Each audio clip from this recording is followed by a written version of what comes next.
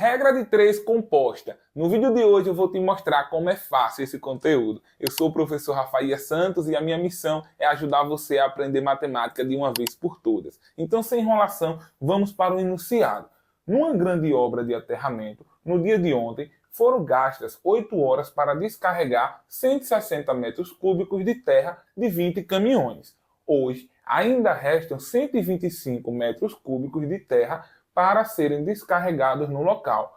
Considerando que o trabalho deverá ser feito em apenas 5 horas e mantida a mesma produtividade de ontem, hoje será necessário um número de caminhões igual a... A primeira dica que eu vou te dar é que na hora de montar a tabela, comece pela pergunta. Qual é a pergunta? Caminhões. Então comece na primeira grandeza colocando C de caminhões. Você pode colocar C ou a palavra, tá bom? Eu vou apenas colocar a letra para associar. Depois você volta no texto e vai colocando as demais grandezas, tá bom? Que vai dar tudo certo. Tem alunos que preferem ir lendo e já montando a tabela. Então vai lendo 8 horas, coloca H e 8. Pode, professor? Pode, mas eu recomendo sempre começar pela pergunta. Já já você vai entender o porquê, beleza? Então vamos lá. Quais são as próximas grandezas?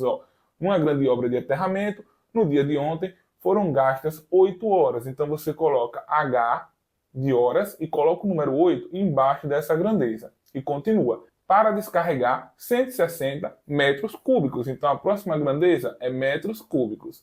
E eu vou colocar 160 aqui embaixo.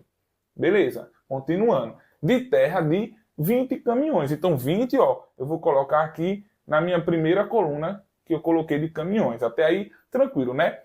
Hoje ainda restam 125 metros cúbicos. Se é metro cúbico, eu vou colocar na qual coluna? Na terceira. Então 125.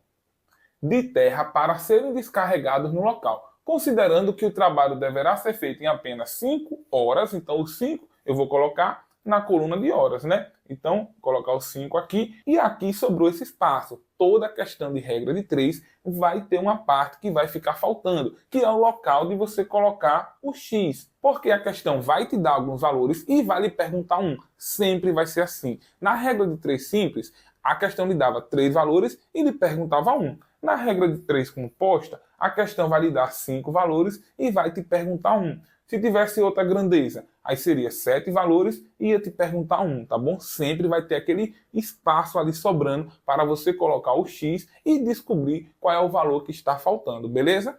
Montei a tabela. O que é que eu vou fazer agora? Vou analisar se elas são diretamente proporcionais ou inversamente proporcionais. Sempre para você fazer a relação, você tem que fazer com a grandeza que está o X. Nessa questão, qual é a grandeza que está o X? De caminhões, não é? Então eu tenho que colocar uma seta para cima nessa parte da grandeza, tá bom? Primeiro sempre tem que começar pela que está o X. Aí você vai relacionar a grandeza com a próxima, sempre relacionando com a que tem um X. Então eu vou relacionar caminhões com horas e depois caminhões com metros cúbicos. Não vou relacionar horas com metros cúbicos. Por quê? Porque aqui não tem o X, tá bom? Sempre vamos tomar como base a grandeza onde o X estiver. Aí é tranquilo, então vamos lá. Quanto mais caminhões na obra, eles vão precisar de mais tempo ou menos tempo para terminar o serviço? Menos tempo, né? Quanto mais caminhões, menos tempo. Ou seja, essas duas grandezas são inversamente proporcionais. Aí você coloca a seta no sentido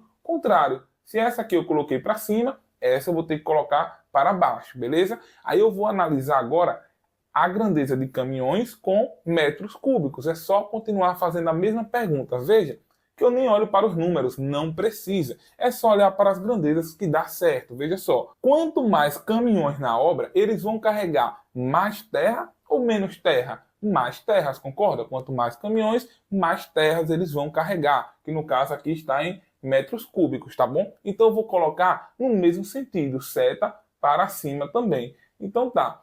Essas duas são diretamente proporcionais e essas aqui inversamente proporcionais. Tá, professor, e agora? Então veja só, primeiro você vai montar a tabela, segundo você vai analisar se as grandezas são diretamente ou inversamente proporcionais, terceiro você vai curtir e se inscrever no canal, aproveita o momento, se não fez isso ainda, para ajudar o professor.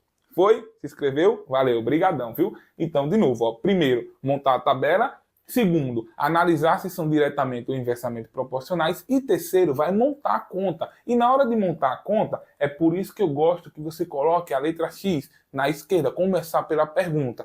Porque para montar a equação é uma igualdade, certo? Eu vou colocar aqui no cantinho. Equação é uma igualdade. Então, colocando o sinal de igual, o que é que vai acontecer?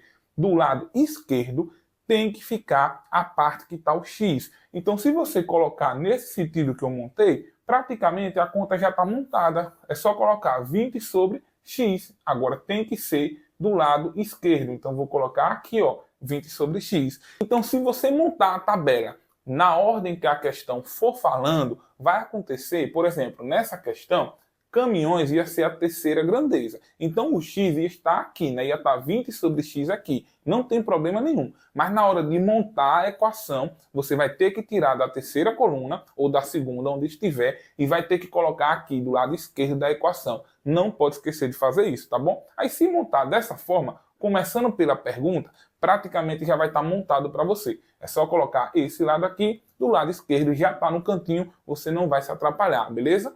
Tá. E o que é que você vai fazer com essas duas aqui? O resto você vai multiplicar. Vai colocar do lado direito, multiplicando. Como eu tenho duas colunas, eu vou colocar duas frações. Se tivessem 5 colunas, eu ia colocar 5 frações, todas multiplicando, tá bom? Só que o que é que acontece? Essa parte de analisar se é inversamente ou diretamente é importante por causa disso. Quando for inversamente proporcional, você tem que inverter a fração. Então, ó, o que tiver embaixo, você tem que colocar em cima. E o que tiver em cima, tem que colocar embaixo. Tem que inverter. Então, o 5 está embaixo, né? Eu vou colocar em cima.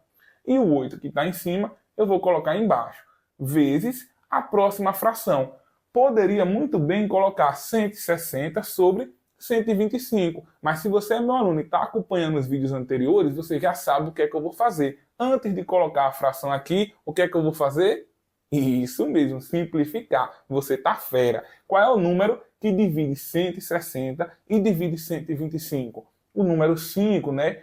Porque aqui termina em 0 e aqui termina em 5. Eu vou simplificar porque tudo vai ficar mais fácil. Eu não vou trabalhar com números grandes. 160 dividido para 5, 32. Aí eu vou colocar aqui. 125 dividido para 5, 25. Perceba como já vai facilitar. E outra coisa, eu não inverti, tá vendo? Ó, coloquei na mesma ordem. Por que eu não inverti? Porque essa é diretamente proporcional. A gente só inverte quando for inversamente proporcional, tá bom? Tá direto, eu coloco no mesmo sentido. A única coisa que eu fiz foi simplificar para me ajudar na conta.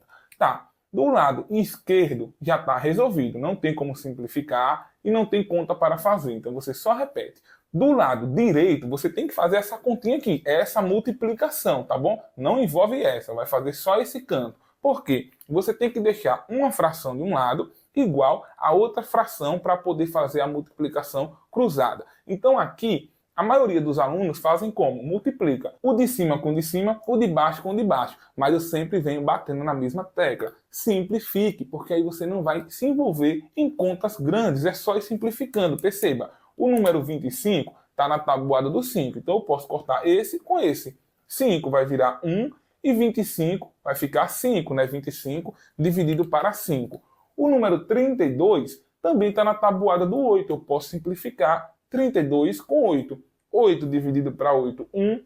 32 dividido para 8 é 4. Então veja, esse número enorme que estava aqui, o que é que se tornou agora? 1 vezes 4, que é 4, e 1 vezes 5, que é 5. Veja que moleza, né? É muito top essa parte de simplificar, tá bom? Vá praticando, quanto mais você fizer, melhor. Agora chegou a hora de fazer o cruz credo, a multiplicação cruzada. Porém, tem uma dica que eu passei que só tem aqui nesse canal, que foi quando eu estava falando sobre proporção. Veja só, você não é obrigado a fazer o cruz credo. Se você perceber a relação na vertical ou na horizontal, você pode usar. E esse aqui está moleza para conseguir perceber. O que foi que aconteceu do 4 para o 20? Houve o quê? Uma multiplicação por 5, concorda? Porque 4 vezes 5 é 20. Isso significa que embaixo também tem que acontecer a mesma coisa. X tem que ser 5 vezes 5. Então, o x já acabou. O valor de x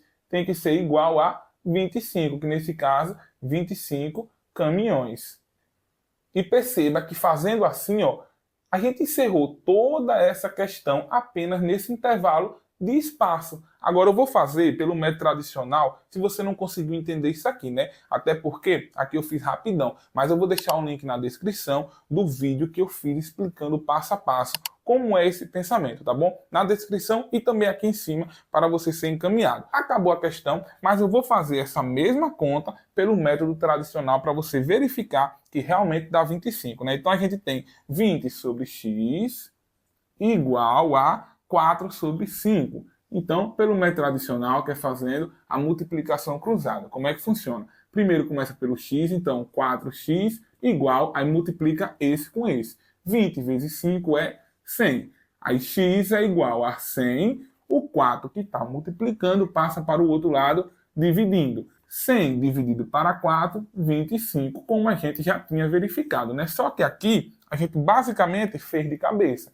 Então esse lado aqui, ó, nem precisava fazer a conta. Só vou vir para aqui para você tirar o print do quadro, beleza? Tirou o print? Show! No vídeo de hoje é apenas essa questão sobre regra de 3 composta, para você entender bem como funciona esse tipo de conta. No próximo eu vou continuar com esse assunto, porém com uma questão muito maior que vai envolver mais colunas, mas você vai perceber que é bem tranquilo, bem semelhante com o que a gente fez aqui, vai simplificando e tudo fica mais fácil. Espero que tenha gostado do vídeo, não se esqueça de curtir, se inscrever no canal e ativar o sininho para não perder as novidades. Seria muito importante você assistir o próximo vídeo para entender perfeitamente como funciona esse tipo de questão. Conto com a sua presença, tá bom? Muito obrigado por ter visto até aqui e até a próxima. Um forte abraço.